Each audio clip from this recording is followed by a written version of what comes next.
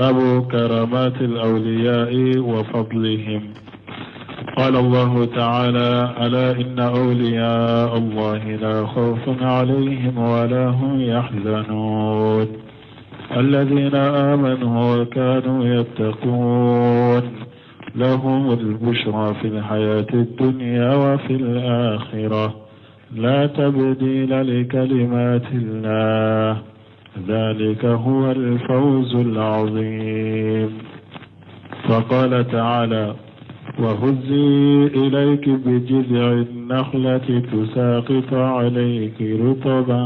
جنيا فكلي واشربي. بسم الله الرحمن الرحيم، والصلاة والسلام على نبينا محمد وعلى آله وأصحابه وسلم تسليما كثيرا. سبحانك لا علم لنا إلا ما علمتنا إنك أنت العليم الحكيم. أستغفر الله الذي لا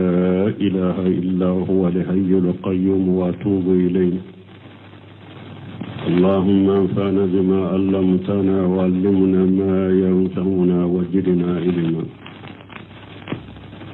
بيه تراتا سوية هجرية باكلي أني كمناني أني بناني أني سبي شهر المحرم من هجرة سانكالو فلو بسوني وتاني دورناي ميلاد النصارى وكجات بافلا أني مغان وورو سانكالو وورو نا بسوني وبسابناي ambe dawra bu masjid rajja wa mbokono darafu dalsude al-hafid an-nawawi aka kitabu kono riyadu salihin bondan minna ko babu awliya wa fadlihim konni nye bonday ala kam mo nyumaw ala be bonyani karama min kuye ani pasamantiya min be ala ka mo nyuma wuye min bonda bena kuma odeka karamatul awliya bena faranfansiya iya do ko nani be o ko nani be qawariqul adat o ko nani kelenkele abora hada madun kala da kono a kelenkele na to o ko nani folo o bafo al aya ta manshe o be ken nabi nyimawde ci dew ni nabi nyimaw ulu taye aya be bena faram fansia kele fulanna karamatul awliya o be ke ci dew to go bagode bonyani karama o be ken nabi nyimaw ni ci dew to go bagay o bafo lu tama al karamatul awliya sabana nimbeke lil musawizina mori ganaw be nambara ke kamugo trompe ka kabako mununke anu be dabalu ke ka kabako mununke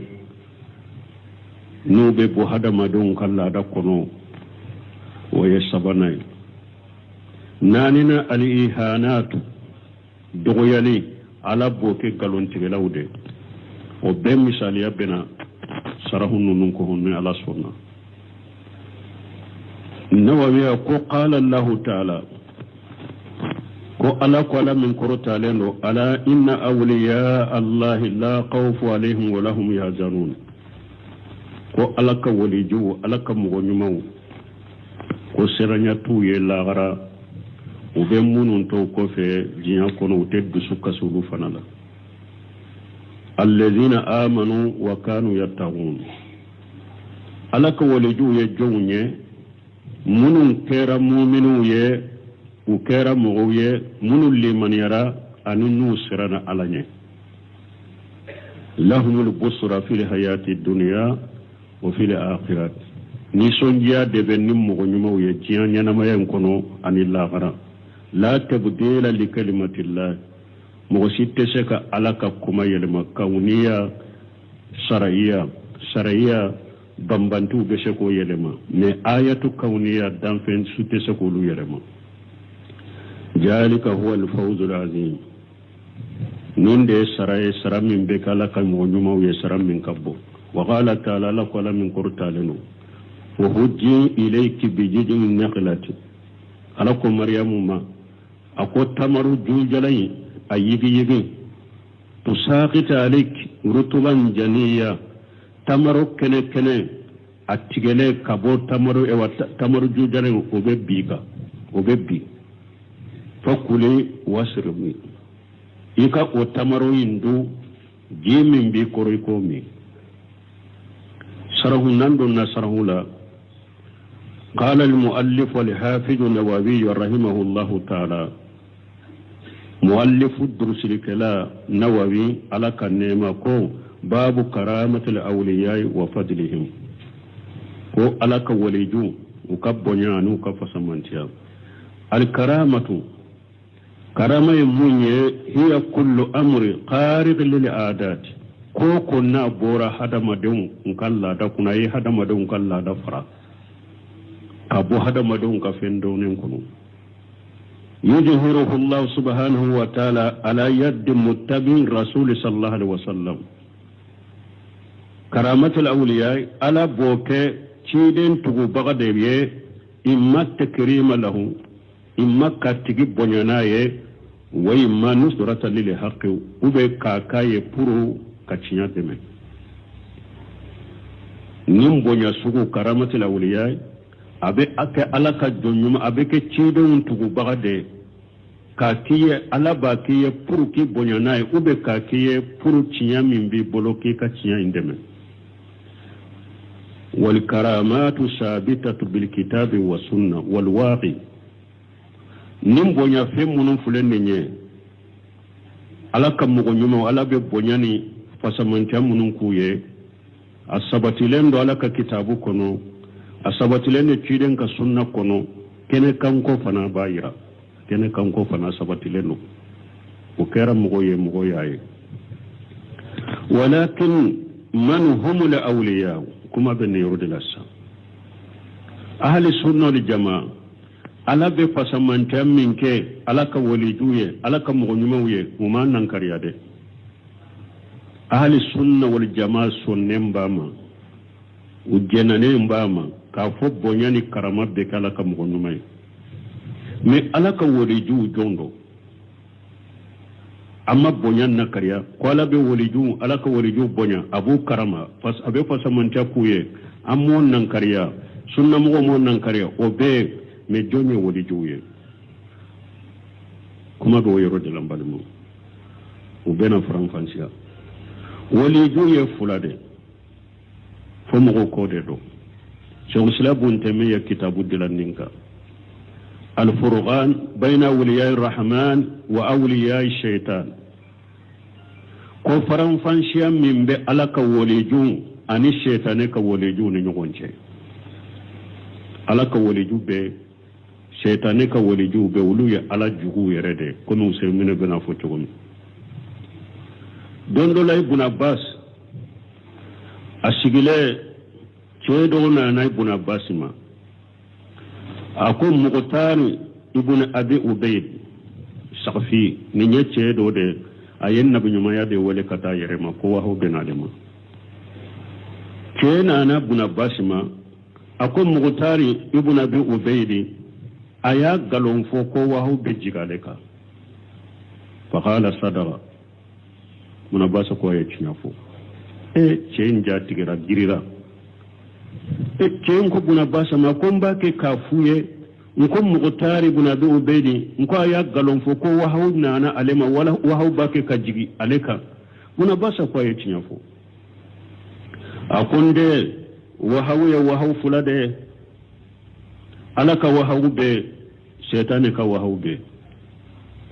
alaka wahaw obe jigin nabi nyumanka obe jigi cidenka alaka wahaw be na cidenma ani ciden baliman nabi nyumaw alaka wahaw bena uluma شيطاني كوهو فنبي جيجي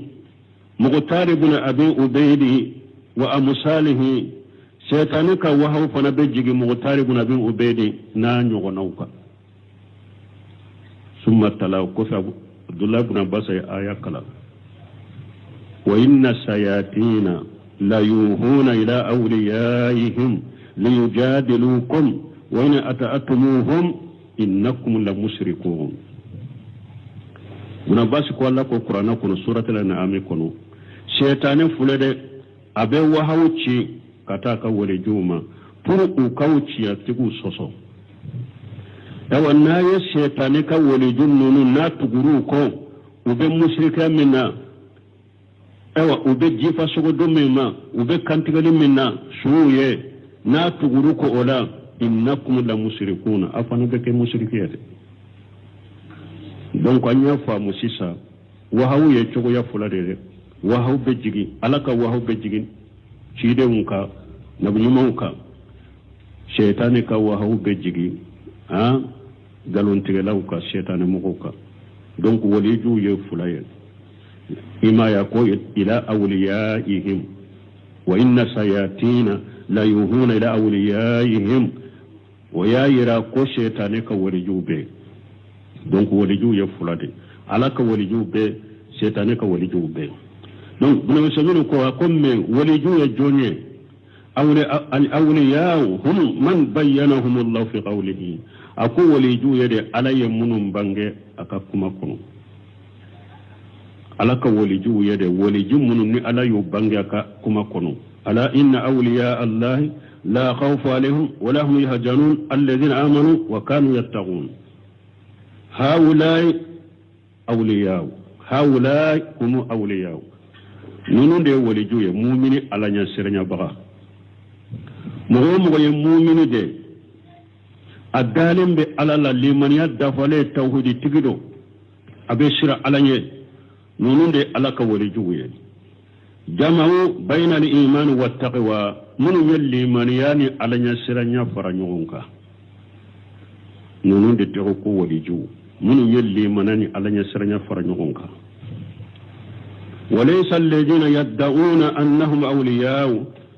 wa hum min a'da'ihi alak wali ju temu yede mogo munun ba wale katu yere ma ko ulu ye alaka wali juye ulu te wali juye de ulu ye alaka jugude mogo munun ba wale katu yere ma munun ba fu yere ma ko ulu ye alaka wali jude ulu ye alaka jugude kama yufalu fi badil biladi ako komin na beke dugu dola yati rajulu yudai annahu waliyun mogo do bena aba yere wale ko alayya walijude wa huwa ashi fashiqun yad'u an-nasa ila an ya'buduhu wa yutihu fi kulli shay do bena aba fo ko alayya walijuye kasuru ala sosola fashiqi abe mogo wale katabatoma abe mogo wale ko katuwale ko fembela komi setan walijo ba fo kalando machogomi ko kalanden ka ke ika karamogo bolo komi ni sube su kola bolo chogomi na ye min fo jabu tala na ko ibe min kay bode ke na ko ibe min tay bode tawe kalanden ko ni ka ke karamogo bolo komi sube su kola bolo chogomi uba fo mogo ku batu mogo ka tugo ko fembela ويدعى أن الله قد أحل له كل شيء ebo ba wale katu yerema ko alaye fembe daga wuluye aw mu kala halaye itu ye hijula itu ye jakabola i ala soso utu ye wajulila utu ye jamasalla misirila uba wale katu yerema ko alaye fembe daga wuluye ko haramu tula ko mu tugubawo ba fo ko karasa nunu ko ni tabanna nunu be mo wore de makara nunu ya fengo fenke ko la tumina nay uba fu yere de uba fu yede ko ewa alaye fembe dagade hatta al muharramati ahallaha Allah lahu hari haramu few uba fu ko layo o daga wuluye ko junubute ulula nulu ye fengo fembe nulu ye fengo fembe ko ala tumina na ya annahu بلغ القية هؤلاء ليسوا أولياء الله بس كابا فكو أولو سيرا دام كوا أولو سيرا دام من إسير أمدرو جنبوتي سبيه تغني على يافر إما إكاكو بلا بنوسنكو هؤلاء ليسوا أولياء الله نونون تلك ولجوه هؤلاء أعداء الله نونون على جهوده على جهود بل إبراهيم محمد أبي قصة دوفو أفريقيا جمانا دو الحمد لله أتكي تنكا جمانا ينكرم وبافو كو ولجو أيافو أكاكالان دونيه كو أليدي ألادا كو ميكا نافو مويد إبراهيم محمد أبي أفريقيا أياكا جمانا فو الحمد لله أنكا جمانا ينتهي كو يافو أكاكالان دونيه كو أليدي ألادا كو ميكا نافو مويد yenenye Suleiman urehile kitabu tawhid sarahula ako ale na le Afrique dugu dola ko abe taksimani bolo taksi kono taksimani ko ako Saudi aka karamugo graman ka mugo munun tara kala au ka kala nyoro la kana wo aye fenya de an ka jamana kono ya mugo dobe ko wolijo aya fo ulu yede ko chokoroba ko musokoroba do ko denkelende tumbe musokoroba imolo ko musokoroba denkele afatule dro ko walijun ko musokoroba nana alema awa ko denkele de bene bolo de afatura ne fana te sega karin denko ibe fere ke ne dem nimbe saga ma chogomi ko walijun ko ale panna ko atara kumalakul mautula sana kashe sanfilala kan nimminala kasagi kana do denna ko lu fana dara la de ko me mo munun kala naw fe wonale de o ko sugu u ya yiranna ko ciya tula ulu do ko subuga buankunna ibn arabi tay sufido ba wahdat wujud akida sugu min be ko wahdatu wujud ale de boka ko ni nya be fenwo fenna ko be alade ale ba ko yire ma fil dubbati illa Allah ko ale kadruki ko ala de fula ale kadruki kono mene mana ko ale de alay ma fi dubbati illa Allah ko fo ta ale kadruki kono ni alate parce que wahdatu wujud lu bolo piye ni alade ampulu be ala e nya be fenwo fenna ko be ala donc nunu nyugona wu mogo be kulunkulu nunu do ko ku dajeta ku kakaburu bato nunu ye woli joya ala jugu dero ala jugu waliyullah ala ka waliju huwa almu'min taqiyyu mu'min ala yasranya baga ode ala ka waliju mu'min do be sira lanye kama fi hadhihi ayati alkarimati allati saqaha almuallif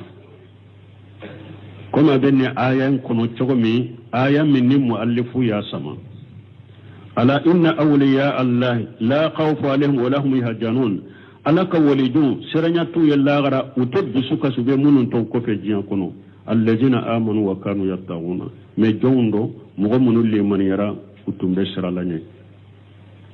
wa sawfa yudkaru al muallif rahimahullah li ayat wa li ahadisa dallatan ala zalika wajibi kitabu wallahi baga bena ayaw do foanye abena hadisaw do foanye munum beke delilawye ko bonya beke ala ka wuli juye wal waqi' aida anikene kanko tuguni munum kera kenen kanko wal farqu bayna al ayati an-nabi sallallahu alaihi wasallam wa karamati al-wali wa sahwajati bunu semenu ko farqu min betta man shem min beke nabi nyumawye difference min bo wajuni yugonche ani bonya min beke waliju ye ani sahwajatin almusawwijin mori ganan fana kam mori ganaya min be kuye faran shiyam min be ulun yugonche ko abunu fo anna ayatan nabi sallallahu alaihi wasallam amrun qari'u lil adati nabi yumo katta man shin ko do ko min be hada madun kala da faraka bo hada madun kala da kuno وكرامة الولي وسهوجة musawiji al-musawiji min ye fana walidu ka karama ani mori ganaw nka mori gana yatta anna ayatan nabi sallallahu alaihi wasallam inne sagira ko fere anna ayatan nabi sallallahu alaihi wasallam amru qari'u li adati yujhiruhu Allah ta'ala ala yadi nabi sallallahu alaihi wasallam nabi mo katta man she munye kodo ala baken nabi mo ye mimbe hada madun kala da fara aba bange nabi mo bolola tayida lahu wa tasdiqan lahu kan nabi mo shembentiya naye ani ka ciya tige naye ka ciya tige naye misali la mislu ihyai isa lil mauta misali la isa yesu nyana maya haisu kana isa ibn maryam alayhi salam yuhyi al mauta tumam isa maryam denke aletum be su nyana maya bal yukhrijuhum min qubur ba'da dafni isa tumbe su bo aka kaburu kono yere asu donnen ko fera ba bo kaburu kono kanyana maya kama qala allah ta'ala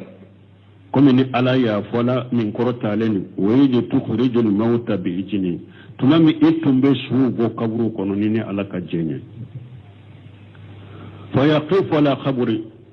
isa tumbe na be do kaburuka waydu sahibahu abe kaburu tigi wala na togoye fa yakhriju min qabri hayy min qabrihi hayya kaburu tigi be bo ka kaburu kono nyana male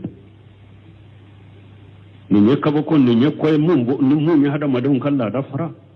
kabo hada madun kalla da kono ne ala ya ke isa munye ka isa sembentiya ka cidanya la ni ka aciya tigiya ka cidanya la isa tumbe ni ke kasubo kaburu kono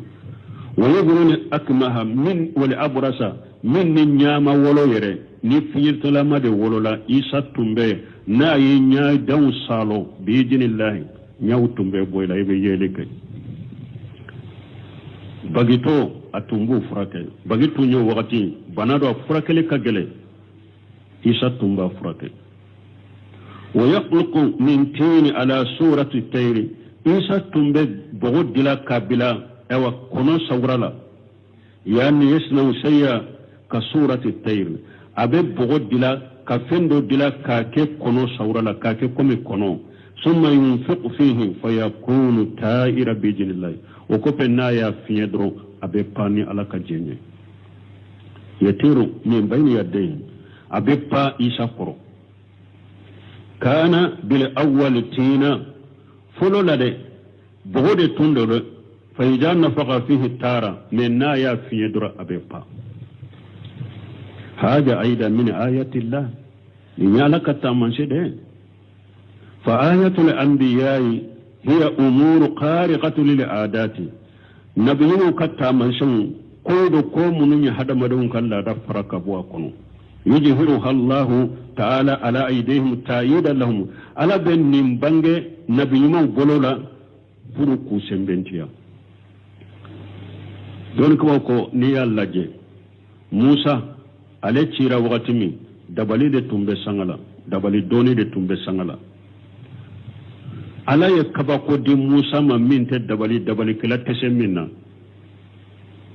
puru ka dala ka fo ale no te kelenya ale ala ka chidende isa ale chira wakati mi wa yasro bana furakali ulu de be sangala ala ye furakali chugodi isa ma nun tunta ka wakati mo bolo pour ale ta ka kama ta manse ka tiya tiga ko ale ye chidende parce que bana furakala na ye mo furake chugo te se ka su ko ni wuli ala yo ke ale kani mugo to bo nyona puru ka ciya tigiya ciden fana ale cira wakati mu arabu kan wala le foli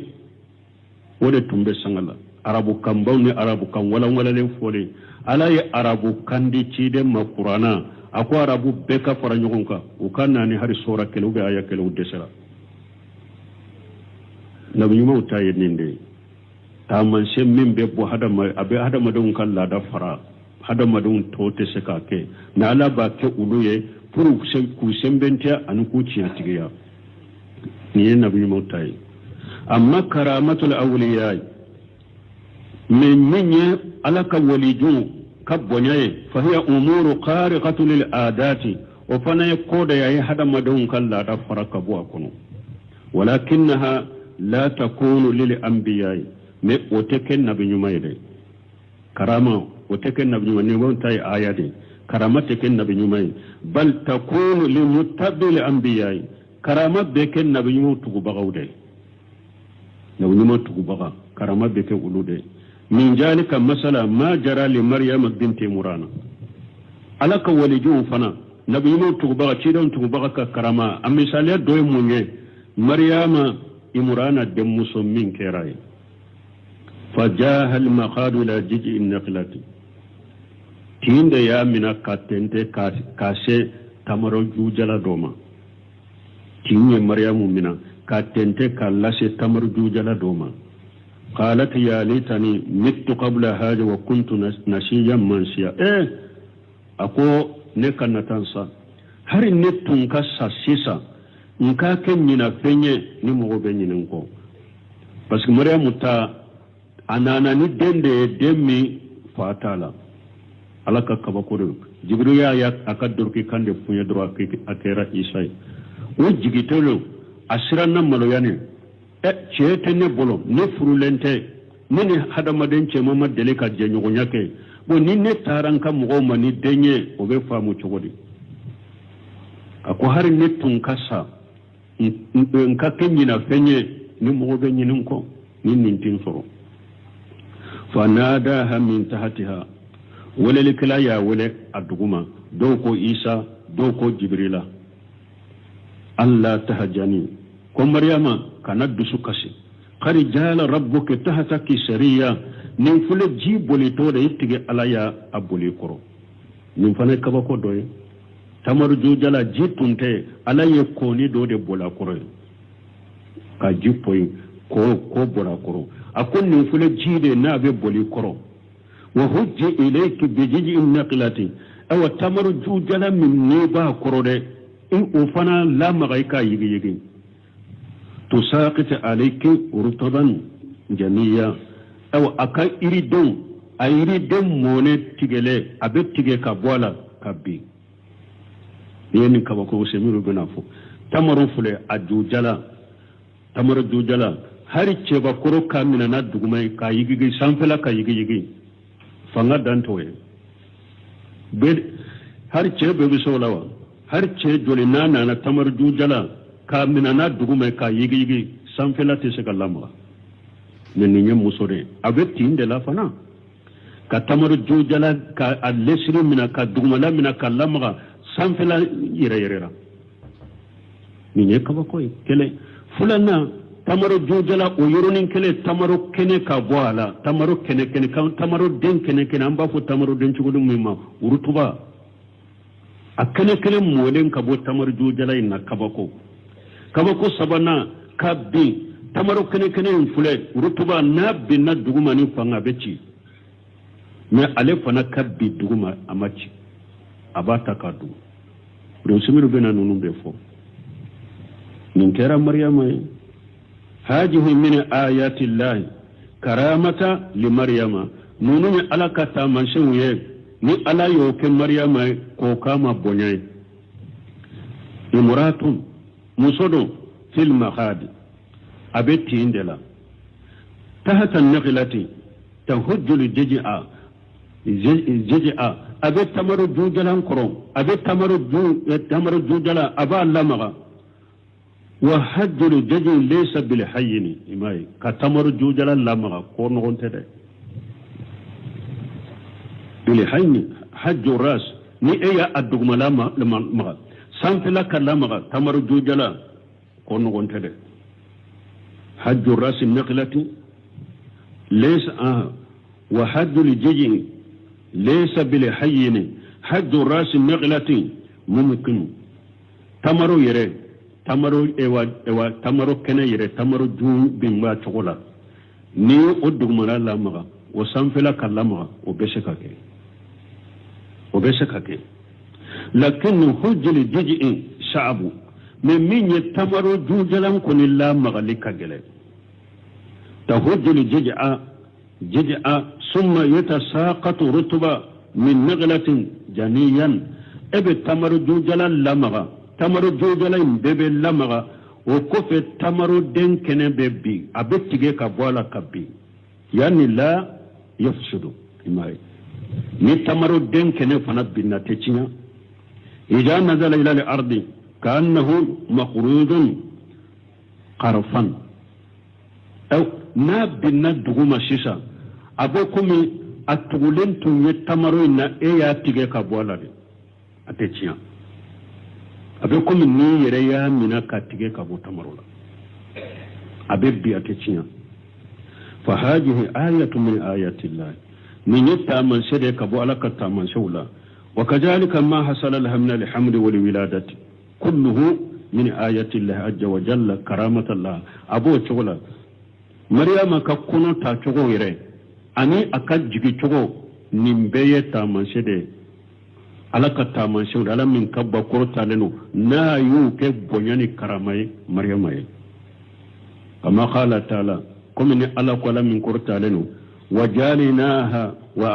وابنها آية للعالمين على قال مريم كي أنا أو أدي أيوك تامان شيء دام فيوني مريم يريد تامان شيء دام فيوني أدي إيسا فنك الله على تامان شيء دام فيوني بل ونبون أنكن نفهمه نفلك كايرنا ولجويات مسويالا تيشيالا waliju ya tim muso ya lade muso alaka muso go be se ka sura alaka waliju be se ka sura muso la waliju muso be mais an ne waliju ya ke cewude munun ba wure kata wuyere ma ala jugu kulu ye waliju ya ke ce ya la tim muso ya la mo min be sira la nye dron ibe limana be bele sana ye alaka jonye don konte waliju ya la horon konte waliju ya la muso kote warju yala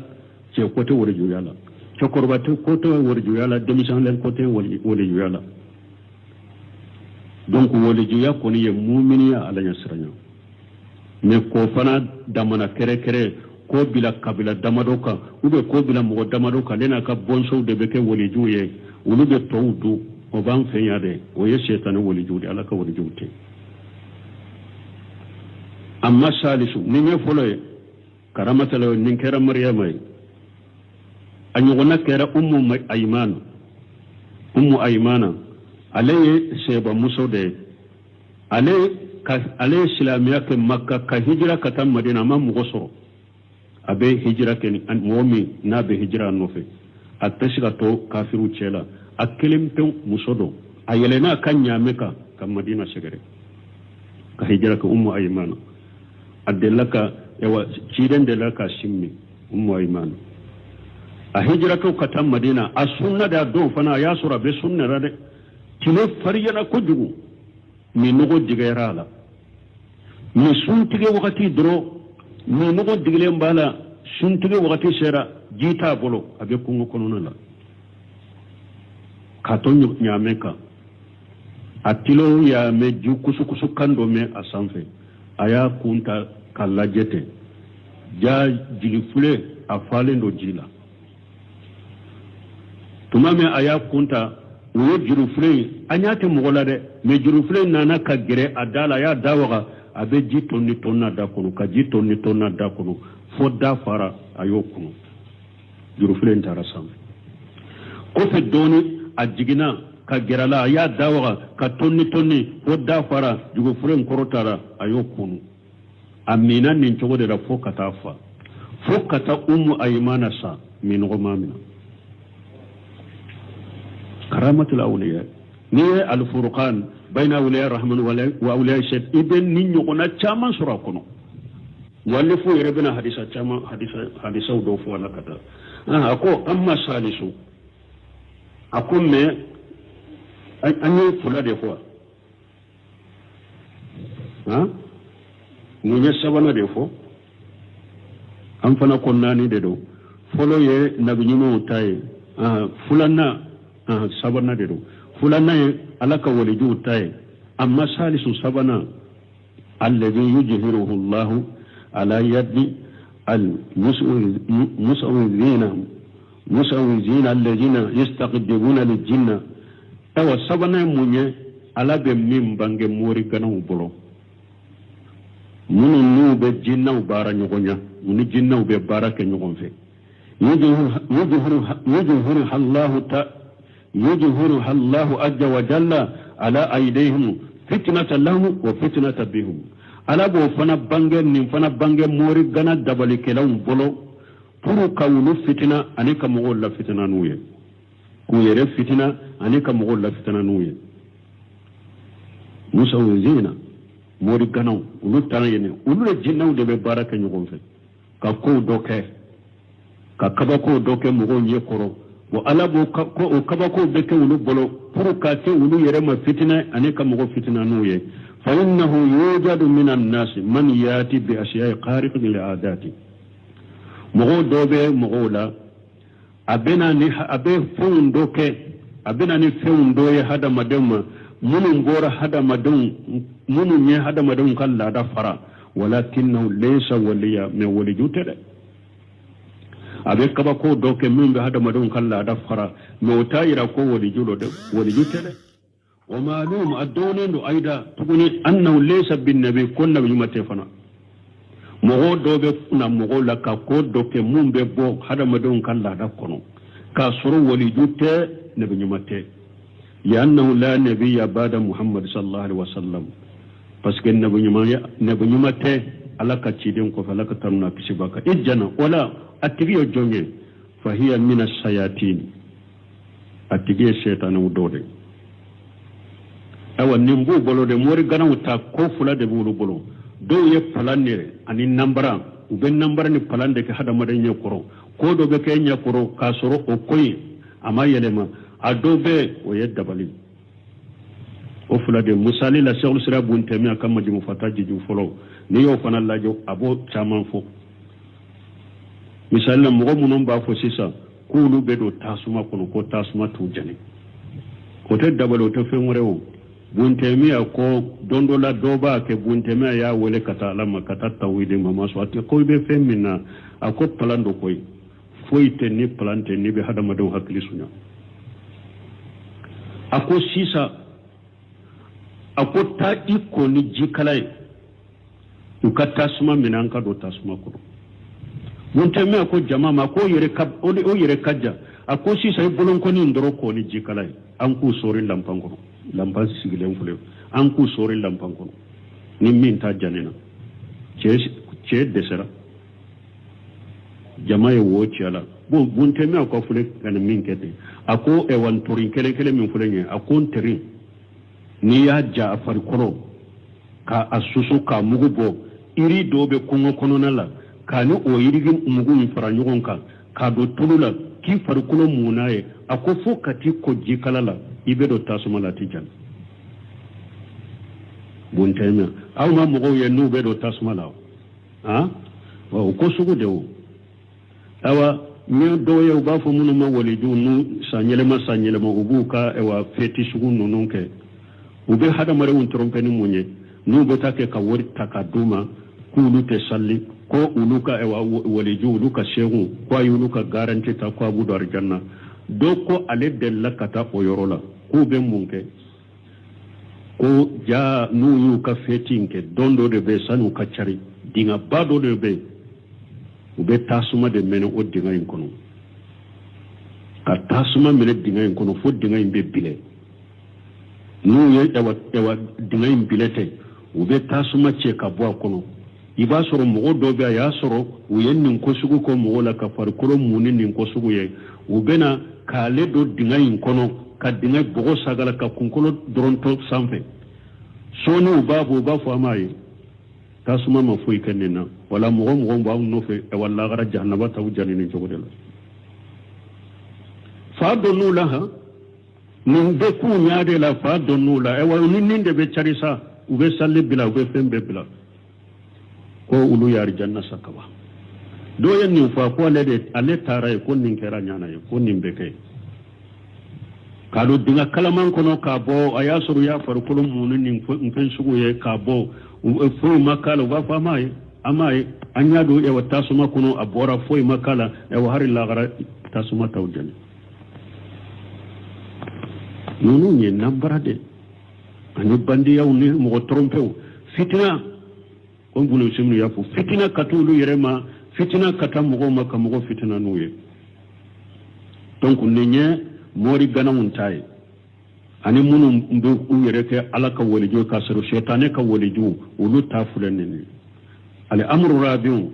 nanina ma yakunu qariqa li adati min nabe hada madon kalla dafara yujhiruhu Allah subhanahu wa ta'ala ala yad al kadibin me ala bo boli galon tigada de bolo ala bo ke galon tigala do de te kijiba lahu puruka aka galon tigaya yira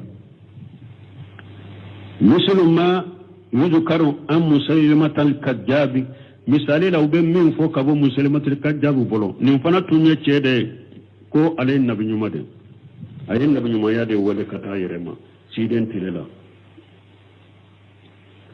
musaylimatal kadjabu wa huwa rajulu inda nabuwata fi akhir hayati nabi sallallahu alaihi wasallam cedo alay nabi nyumaya de wala kata yerema ciden kanyana maya ilabanna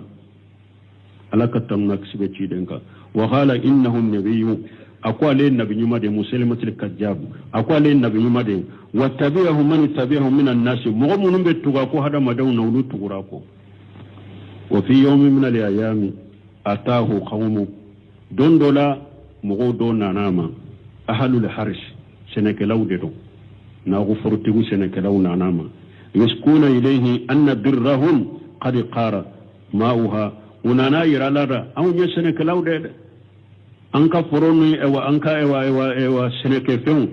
kolon min bambulo nambe jibo ewa kumi ewa kolen ji jara de ji fitinu de ba kona ji jara wala mu yabqa fihi illa alqalil foy ma to kelen kono fo ji fitinu akajjo jara foy ma to akono ni ji fitinu te wa talabu minhu an yati ila albirri ويمج فيه من رقه لعله يعود الماء ويانينا فيه وكان كولونيا كاكا داجي تو كولونا لالا كولون جينا ساغا تشولا باسكو تيدن دلا كو نيوناكي كله دولا تمامي كله ايوا جيو دوغيرا كولون جو ميمبي جيو دوغورا تيدن كو كامينان ناتو يمينان ناتي كجيدو كالا تيدن ايوا دووكا كونو كو كابو كلون كونو ويا بوكولين كنا فارجي لاتو يا اودنيو نيانا نيغونا باسكو اكو ينا بنيومادي نونو فانا نانا ماكولو كا كولو جي دوغيرا بوكو اكاتا كولوينا اكا داجي تولا لالا اكا جينا ساغا تشاكو اتشوكو كورولا فجهبا اتارا فاتوه ما تمد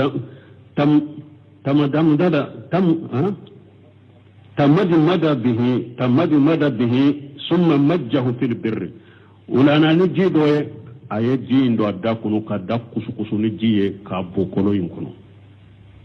wa kana fil birri shay'un min al ma'i kasru kolay ji fitini tumba kono de wala ma majjahu fil birri mituma malaya ka dajin tu jin kono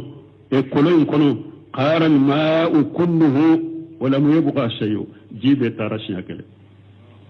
fo mo to kolo kono har fitini mu tumba kono betara pour kamalo yakwa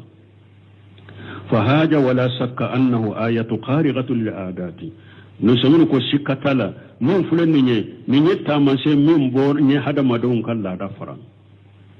walakin Allah subhanahu wa ta'ala ma ala min sana la qurtalendo jalahu ihanata lidhalika ar-rajul al-kajjabi wa jihara likajbihi ala yummin kede pour kan ninche galontigala ka doya anika ka galon bangi kama ko dore fulani yede me ala ya kennin ce yede pu ka galon tigaya anika ka galon bangi moye kala maloya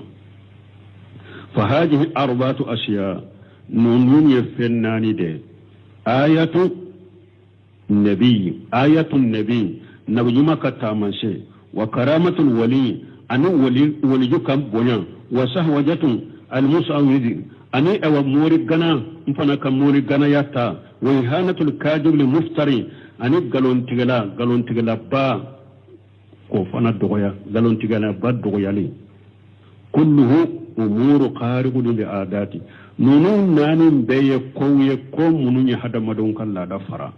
لكن تختلف بحسب من أجهرها الله ولا يديه ما وبولن دو يغن كرو no ubeke mugo mununye ala yu bange mugo mununye ubebo nyugo koroni o mugo ka ke tugunu kala halade وياتي ان شاء الله الكلام على الايات التي ذكرها المؤلف اكون على سنه مؤلف يا ايه منفو كما بنا ke uluka sisa ama aya nunu yere tafsir folo kuma bena ke uluka wakati fana shera o ka tafsir te se ka dafa donc amba joya ni ala sonna dersure donc aya nunu katambe dolu tafsir la subhanakallahumma rabbana bihamdika ashhadu an la ilaha illa anta astaghfiruka wa atubu ilayk. من الشيطان الرجيم. بسم الله الرحمن الرحيم. كتاب رياض الصالحين. باب كرامات الأولياء وفضلهم.